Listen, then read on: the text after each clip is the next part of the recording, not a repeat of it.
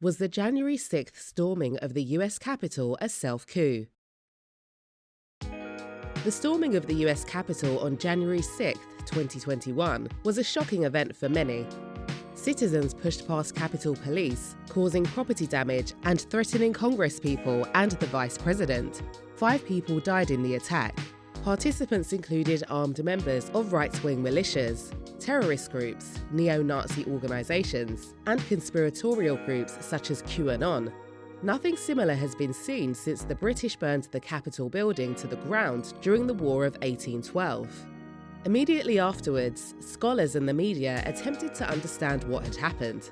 Commentators had a range of viewpoints, describing the event as an insurrection, a mob invasion, sedition, a legitimate protest, a rebellion, and a coup. Distinguished Professor David Pion Berlin at the University of California, Riverside makes the case that the storming of the Capitol was an attempt at a presidential self-coup. Using the conceptual components of a self-coup, he and his colleagues, Thomas Bruneau and Richard B. Getz Jr., analysed the events of January 6th and compared these to 8 other self-coups in other nations. A self-coup occurs when a national leader coercively interferes with other branches of government to retain or expand power. Like other forms of coup, a self-coup is organised, illegal, and employs threats and coercion. In contrast to other attacks on government, they are initiated by the executive leader to suspend or impede a non-executive branch of government.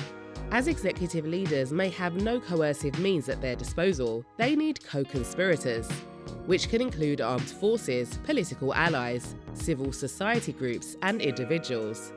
So, does this describe the events of January 6th? They were indeed organised, illegal, and used threats and coercion.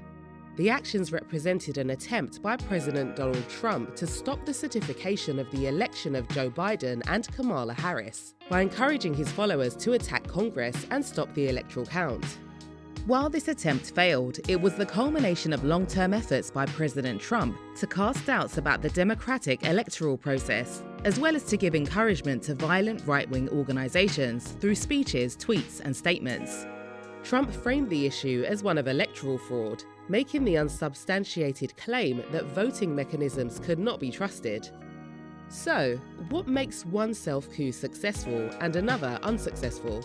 Professor Pion Berlin and his colleagues argue that whether or not the armed forces back the coup plays a pivotal role. While Trump closely integrated himself with the armed forces in a bid to win their support, he failed to obtain military backing for the self-coup, and it ultimately failed.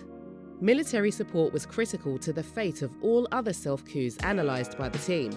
The attack on the Capitol could have negative long-term impacts on the democratic integrity of the USA. Therefore, understanding how self-coups work is vital, and it is equally important for the armed forces to be politically aware. Thankfully, US military leaders had already become aware of Trump's political tactics and were skeptical of following his lead.